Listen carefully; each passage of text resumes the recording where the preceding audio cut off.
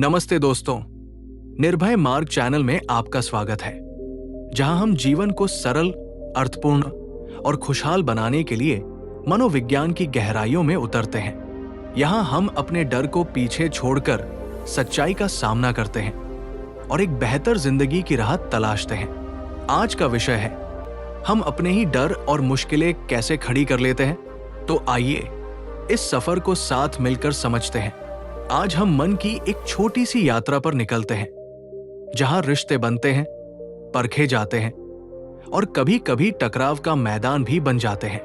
मैंने अपने करियर में कई पुरुषों से उनके रिश्तों और शादियों की उलझी कहानियां सुनी हैं। उनकी परेशानियां, निराशाएं और टूटा हुआ दिल, इन सभी से कुछ अहम पैटर्न सामने आए।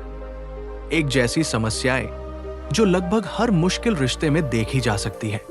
आज मैं आपको कोई लेक्चर नहीं देने वाला, बल्कि एक ऐसी कहानी बताने जा रहा हूं जिसे हम साथ मिलकर समझ सकते हैं। सबसे बड़ी सच्चाई, गलत चुनाव। अगर मुझे जोर से कुछ कहना हो तो वो यही होगा, आप हर किसी के साथ अच्छा रिश्ता नहीं बना सकते।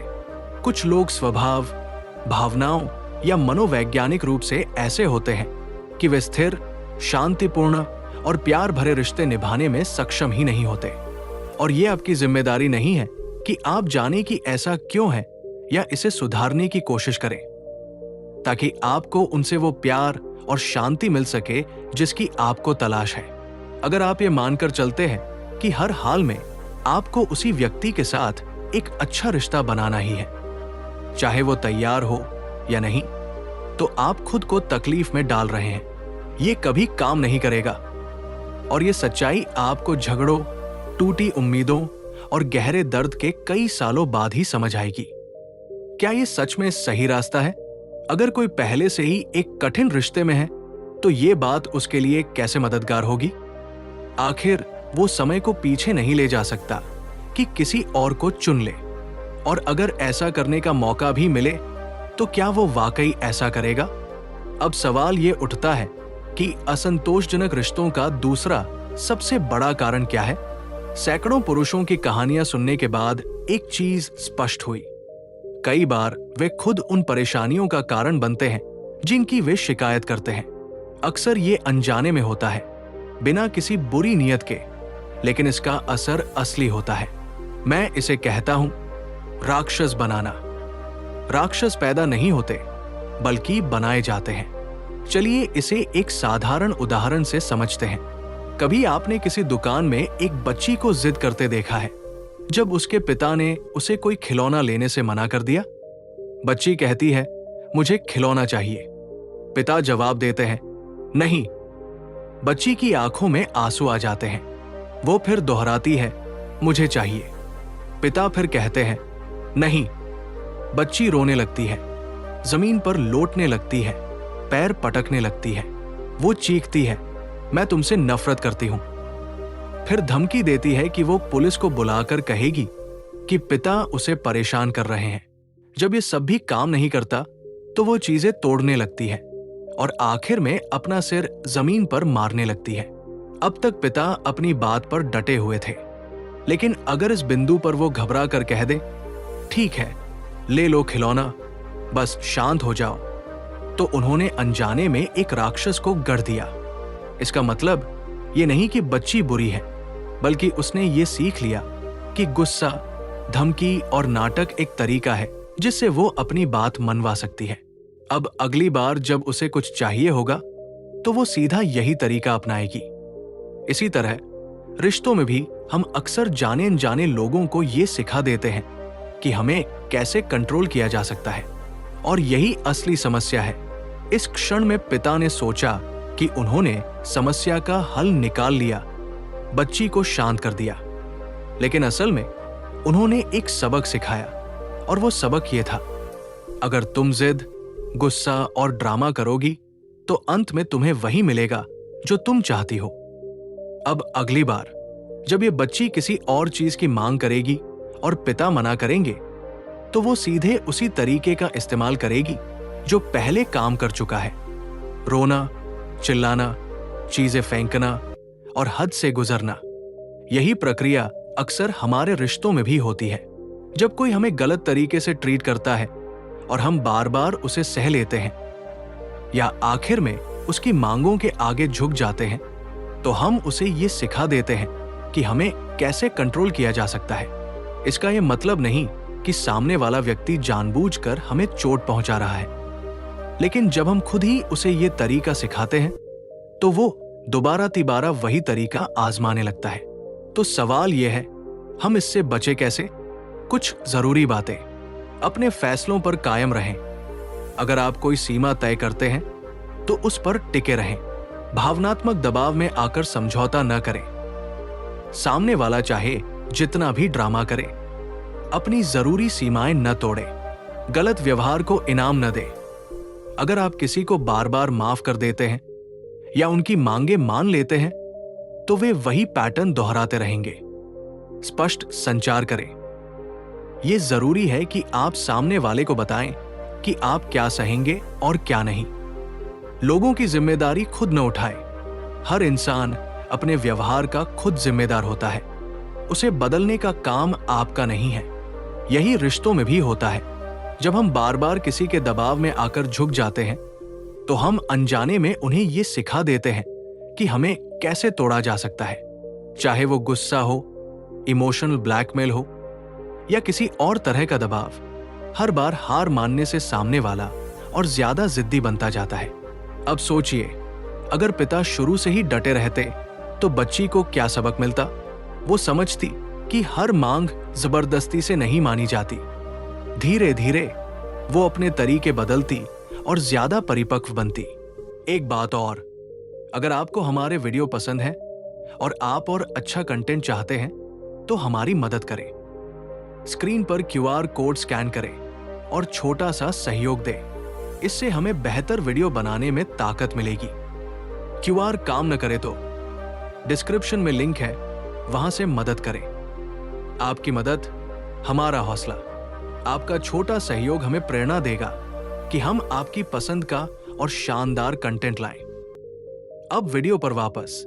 यही फॉर्मूला हर तरह के रिश्तों पर लागू होता है, चाहे वो रोमांटिक रिलेशनशिप हो, दोस्ती हो या ऑफिस का माहौल। जब आप गलत व्यवहार को बार बार सहते हैं या उसे इनाम देते हैं तो आप अपने ही राक्षस गढ़ते हैं। कैसे बचे? अपने नाक को कमजोर न होने दें। एक बार ना कहा तो फिर पीछे मत हटे। भावनात्मक ब्लैकमेल को पहचाने, सामने वाले की भावनाओं को समझे, लेकिन खुद को गिल्ट में डालकर फैसला न करें। गलत व्यवहार को बार बार माफ न करें। अगर आप लगातार झुकते रहेंगे तो सामने वाला इसे आदत बना लेगा। सही सीमाएं तय करें। रिश्तों में स्पष्टता होनी चाहिए कि कौन सा व्यवहार स्वीकार्य है और कौन सा नहीं। धैर्य रखें। अगर आप सही बात पर अड़े रहते हैं तो धीरे धीरे हालात बदल सकते हैं। यहां असली सवाल यही है, हम अपने रिश्तों में खुद को और सामने वाले को क्या सिखा रहे हैं? जब हम दबाव में आकर फैसले लेते हैं तो हम दूसरों को यह सिखाते हैं कि हमें किस तरह से नियंत्रित किया जा सकता है, चाहे बच्चा हो, पार्टनर हो या कोई और। अगर किसी ने देख लिया कि आपका ना असल में हाफ में बदल सकता है तो वो बार बार वही तरीका अपनाएगा। रिश्तों का सच यही है, लोग वही तरीका अपनाते हैं जो पहले उनके लिए काम कर चुका हो। अगर आप हर बार झुकते हैं तो वो बार बार आपको झुकाने की कोशिश करेंगे। जब आप अपनी सीमाएं नहीं तय करते तो रिश्ते असंतुलित हो जाते हैं। तो क्या करना चाहिए? ना कहना सीखें और उस पर टिके रहें। भावनात्मक दबाव में आकर गलत फैसले न लें। रिश्तों में स्पष्ट सीमाएं तय करें।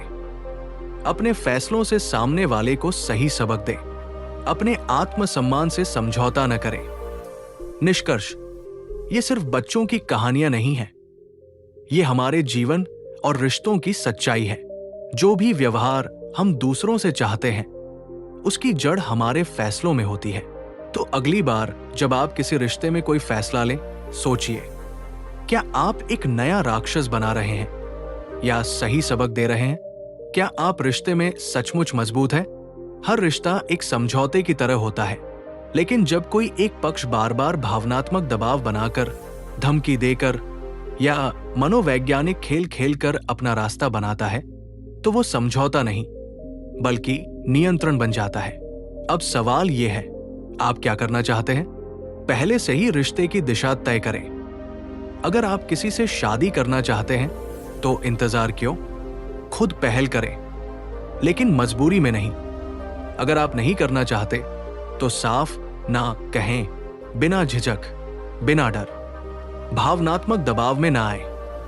अगर किसी को धमकी देने की जरूरत पड़ रही है तो इसका मतलब है कि रिश्ता पहले से ही संतुलित नहीं है।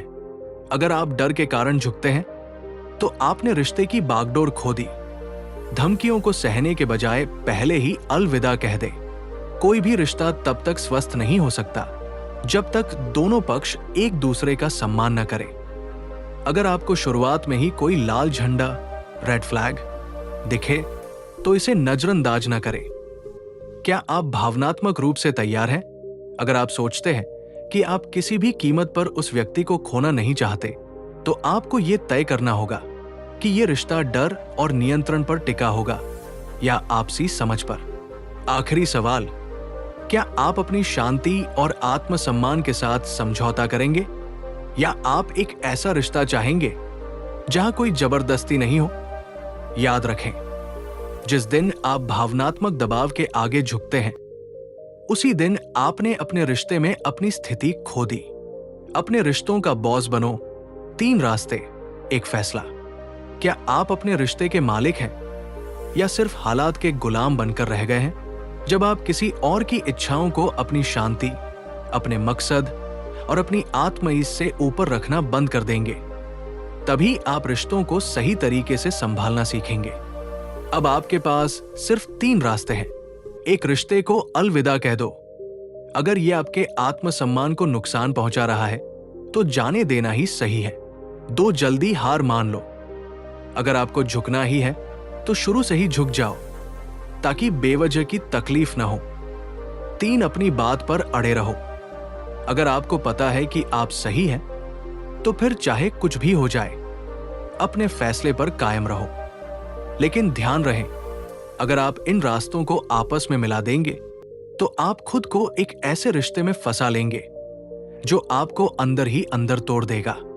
अब सोचिए, क्या यह आपकी जिंदगी से मेल खाता है? क्या आपने कभी महसूस किया है कि जब आप अपने उसूलों से समझौता करते हैं तो चीजें बिगड़ने लगती हैं? नीचे कमेंट करें और अपना अनुभव शेयर करें। और अगर यह मैसेज किसी और के लिए भी फायदेमंद हो सकता है तो इसे जरूर उनके साथ साझा करें।